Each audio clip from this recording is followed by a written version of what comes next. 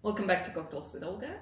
Today we, next to using some extra equipment, for the first time filming by myself, so if the video is a bit weird, please forgive me, I'm doing my best.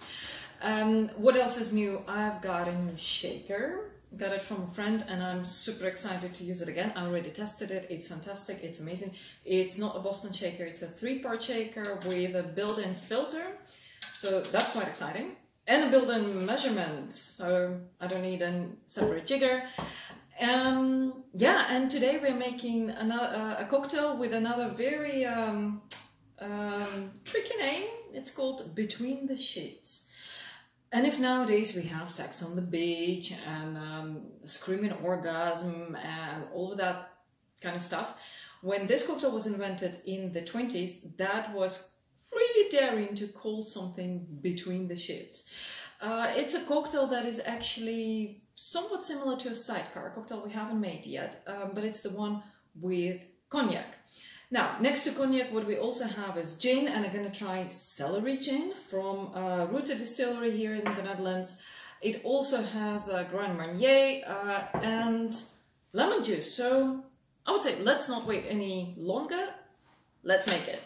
And it's also a very easy cocktail to make. It has equal parts of everything, and that's 3/4 of an ounce. So I still need to figure out this measurement. Okay. So let's start with lemon juice.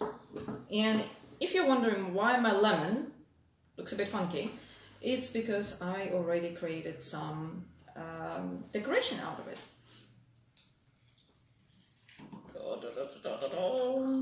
Let's see how much lemon I need for this. I think I'm going to need the whole lemon to do 3/4.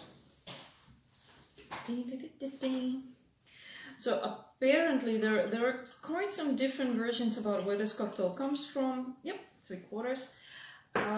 But one of the books I have says that it's has its origin somewhere near East. And when an author of one very famous cocktail book tried it in Israel, it was already quite known in the region. So Grand Marnier, the same 3/4 of an ounce.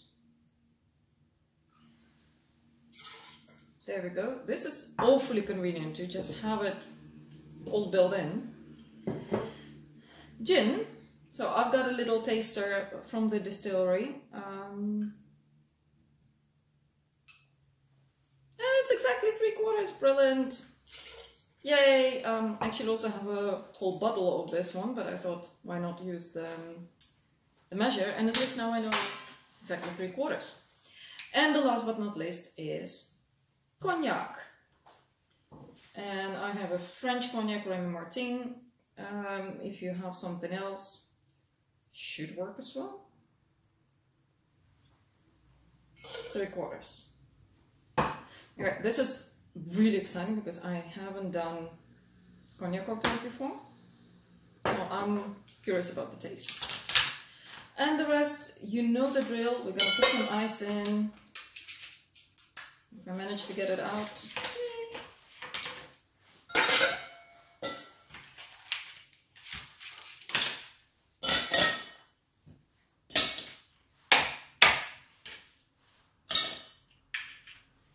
Ta-da! Okay, let's shake.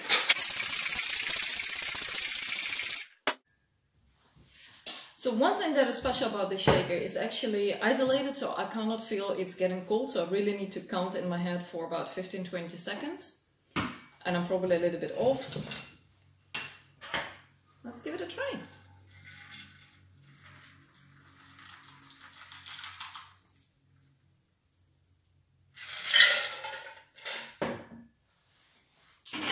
And as a decoration, I'm gonna use a lemon peel. Ta-da! And we've got ourselves Between the Sheets. I'm just really curious to try.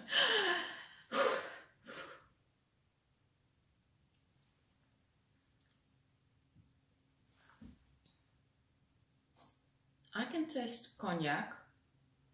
So it gives this cognac aroma and flavor. And lemon just breaks it off a little bit to make it fresher and not as strong. but it's definitely not a sweet cocktail. So if and gin adds this little sharpness. And this gin that we have, it's a celery gin, so it has the celery notes, which are a bit more vegetable. Yeah, it's a lovely cocktail. Certainly one to try if you've got gin and cognac hanging around in the house. It's a good one for the weekend. Cheers.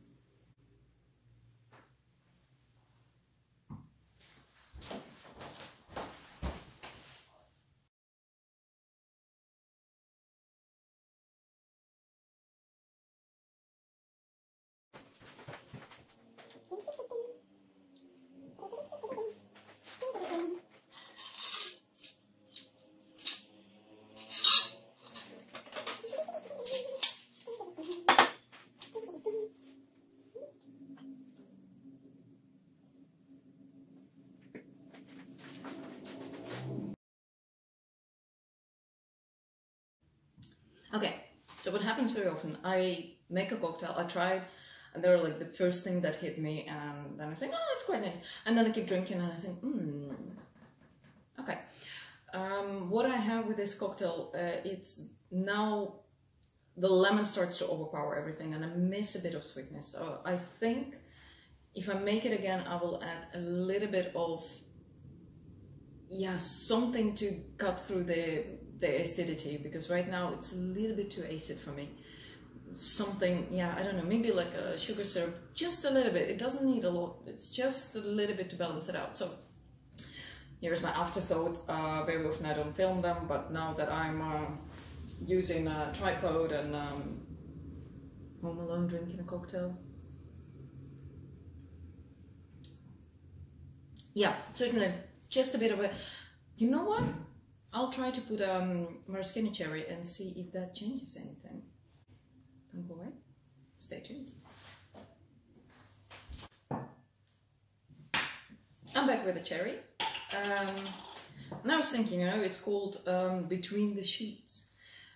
It's quite sour for Between the Sheets. I don't know what kind of idea the author of the cocktail had in mind, but to me it needs a bit more variety. Okay.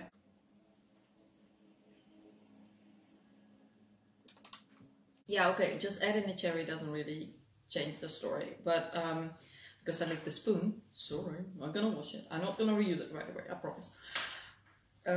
It suddenly, so it had a little bit more balance for me. Think I don't like the super really sour of it. Like I like sour cocktails, but this one just, I don't know. It's not like I'm not gonna drink it. Right, if you like very sour cocktails, this is nice. Otherwise, scale down on lemon and try to experiment with sweet components. Maybe it's maraschino liquor that you replace Grand Marnier with, or maybe you just add like a couple of bar spoons of sugar syrup. In any case, that shouldn't prevent you from making a cocktail. Cheers!